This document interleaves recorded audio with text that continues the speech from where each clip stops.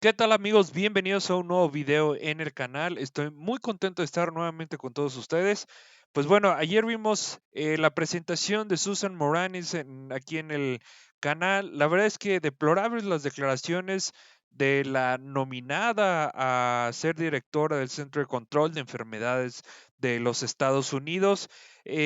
Bueno, una nominada por parte del presidente Donald Trump que la verdad es que, hay que decirlo, hizo el ridículo totalmente contra Maggie Hassan. Le hicieron unas preguntas básicas, no supo responderlas. La verdad es que no criticó la divulgación de desinformación por parte del senador Kennedy al decir que con aceite de bacalao se cura el sarampión. La verdad es que muy mala presentación. Así que bueno, vamos a ver cómo el representante, el senador Tim Kaine, le hace ciertas preguntas a la nominada Susan Moranez y le pide evidencia de todo lo que está declarando. Así que bueno, vamos con ello y adelante con las imágenes. Senator Kaine. Thank you, Mr. Chair. Dr. Menards, it was good to visit in the office about public health data modernization, a priority we share. Your written testimony interested me because when a witness prepares testimony and chooses to bold two lines, that tells me that these are the really important lines in the testimony. And the two lines that you bolded in your testimony were, good public health saves lives, and when public health is neglected, it costs lives. Those are the two bolded lines. Is smoking a public health issue? It is. And is ignoring smoking as a public health issue run risk to people's lives? Smoking prevention and mitigation is a very important public health strategy to mitigate the risk associated with tobacco use and cancer. Thank you for that. Mr. Chair, I'd like to introduce in the record an article from Stat News from April 14, quote, why CDC cuts are being called the greatest gift to tobacco industry in the last half century. Without objection. The article points out that on April 1st, the CDC's Office on Smoking and Health was eliminated. There were 120 full-time employees. They were all laid off. Contractors into the office had been all laid off in February.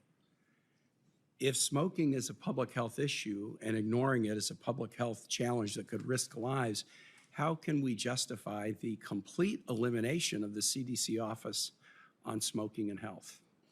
As you know, I was not by law involved in any of the personnel decision making. Can I actually don't know that. So let's focus on that. You were at the CDC from January till March 24th. Mm-hmm. All of the and you were the deputy director and then acting director. Mm-hmm. All of the contractors who do work with this really important office that have been around for decades were all laid off in February when you were in that position.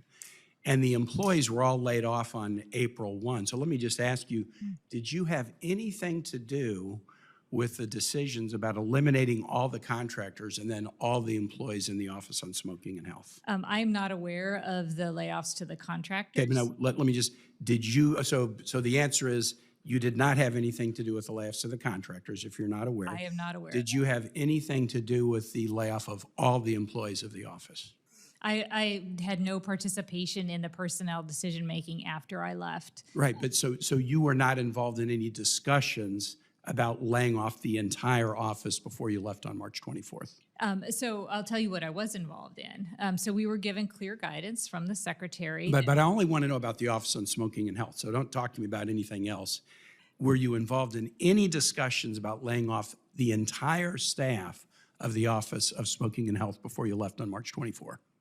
So when we were given the tasking to return CDC to its core functions related to preventing, detecting, and responding to infectious diseases and emerging threats, I worked with the career staff there to make sure that we did both made sure that we were reinforcing those core mission areas. And in those discussions, did the Office on Smoking and Health, was that office discussed?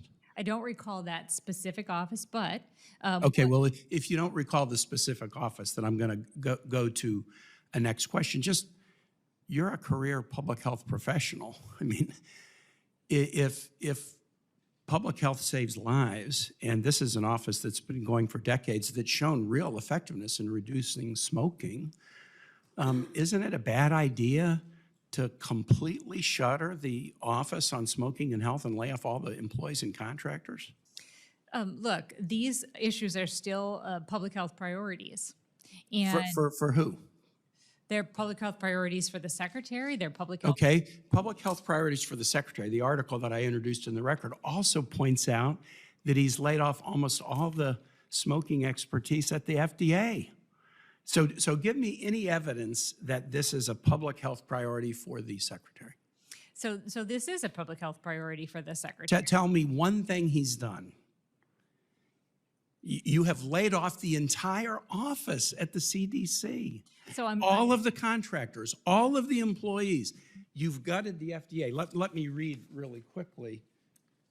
The end of OSH comes along dramatic changes at the FDA, including the elimination of the center's management and regulation divisions and the ouster of top tobacco regulator Brian Kling and head scientist Matthew Farrelly. You didn't have anything to do with the FDA, you're not there, but give me one thing that this secretary has done that would suggest he understands what you testified to, that smoking's a public health issue. So the secretary has continued to support preventing chronic disease. Okay, is smoking-related disease a chronic disease? Cancer related to tobacco use can turn into a chronic Yeah, disease. because it's what Senator Houston said, the things we put in our bodies. That's a chronic disease. It would seem like that would be something that would be a priority for the HHS secretary, and yet the CDC, complete elimination of this office, and the FDA, dramatic curtailment of its office. I really have questions about, not about the statement that you made in your testimony, nor about your qualifications. I've got questions about your willingness to follow through on your values. I yield. De verdad que qué malas declaraciones, qué mala presentación por parte de Susan Moranez.